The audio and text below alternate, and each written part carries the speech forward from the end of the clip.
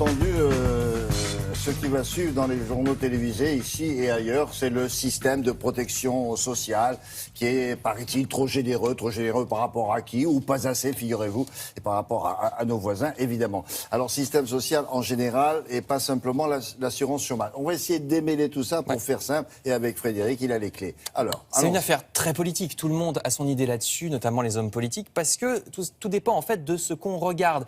C'est vrai que, par exemple, d'un côté, en France, on est plutôt large pour l'assurance chômage. En ce qui concerne d'abord la durée de l'indemnisation chômage, on peut toucher le chômage pendant 2 ans, même si la plupart des chômeurs vont pas au bout de ces 2 ans. Mais enfin, c'est vrai que ça nous met dans le top européen, cette durée. On est aussi bien loti pour la proportion du salaire qui nous reste quand on tombe au chômage. En moyenne, chez nous, c'est 71%, et c'est vrai que c'est dans le top européen aussi, 71% de notre ancien salaire. De votre dernier salaire. Voilà, de votre dernier salaire. Notre dernier salaire qu'on touche, ça aussi, on est plutôt bien loti. Mais attention, regardez, tout dépend de ce qu'on regarde. Vous voyez ce schéma, la France est en orange, alors je vous le traduis. À droite, vous voyez qu'en orange, la France, elle est numéro 1. Qu'est-ce que ça veut dire ? Ça veut dire qu'elle remplace très très bien l'ancien salaire des gens riches, des gens qui avaient un bon salaire. Ils sont bien indemnisés quand ils sont au chômage. Par contre, vous voyez qu'à gauche, notre courbe française en orange, elle n'est pas du tout la première, parce qu'on indemnise, on n'est pas du tout le pays européen qui indemnise le mieux les pauvres quand ils viennent au chômage. Vous voyez, vous avez compris ?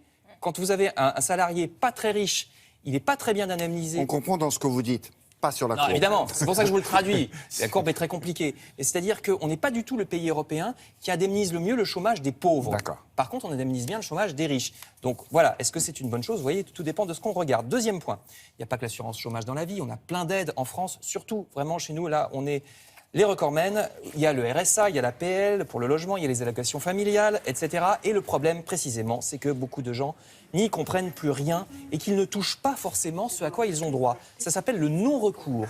Des gens qui n'ont pas recours, ça s'appelle comme ça, des gens qui ne réclament pas les aides auxquelles ils ont droit parce qu'ils ne comprennent rien. C'est trop complexe. Et il y a un pays qui fait exactement le contraire de nous, vous voyez, c'est la Grande-Bretagne. Eux, ils ont très très très peu d'aides, mais beaucoup plus élevées. Contrairement à ce qu'on croit, figurez-vous que vous pouvez toucher 2 500 € d'aide par mois en Grande-Bretagne, mais parce qu'il n'y en a qu'une ou deux. Donc c'est très très simple, et au moins si vous y avez droit, vous y avez droit. Ça évite un effet pervers qu'on a en France, comme on a beaucoup d'aides. Si votre voisin touche plus que vous, c'est pas forcément qu'il le mérite, c'est peut-être qu'il a compris comment ça marche, et que vous n'avez pas compris.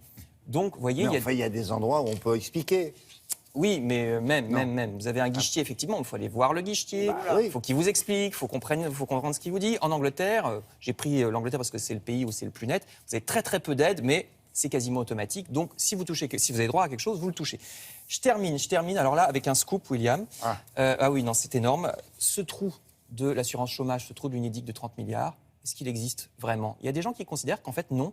Il n'existe pas, regardez, et des gens très sérieux, le journal Le Monde, par exemple, qui écrit « Les chômeurs ne sont pas responsables du déficit et de la dette de l'assurance chômage ». Pourquoi ? Parce que si on regarde, l'Unédic, en fait, est à l'équilibre. L'Unédic gagne autant avec les cotisations chômage, ce que vous payez dans vos charges de salaire, que ce qu'il dépense pour payer les chômeurs. C'est à l'équilibre, c'est un peu moins de 30 milliards. Donc il n'y a pas de trou, alors ? L'Unédic n'a pas de trou. Pourquoi il y a un trou ?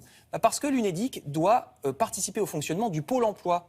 Il doit payer un petit peu pour le fonctionnement du Pôle emploi. Et c'est essentiellement ça, pas que, mais essentiellement ça, qui le met en déficit. En fait, si l'Unédic, ce que l'Unédic réclame d'ailleurs, ne faisait que toucher les cotisations chômage et payer les chômeurs, c'est quasiment à l'équilibre.